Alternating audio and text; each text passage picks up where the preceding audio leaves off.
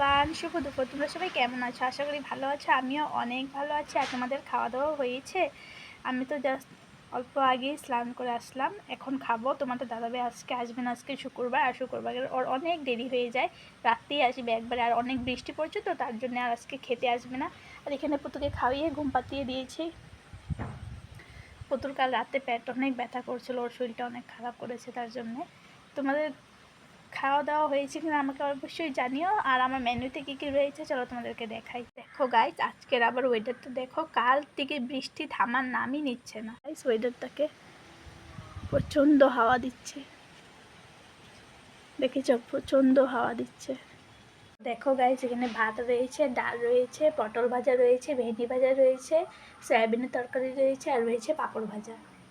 আর এটা পুতুর খিচুড়ি পেস্ট করে রেখেছি। তো এখন আমি খেয়ে নেবো গাইস। তোমরা যারা যারা খাওনি তোমরাও খেয়ে নিও। বাই, শুভ দুপুর সবাইকে।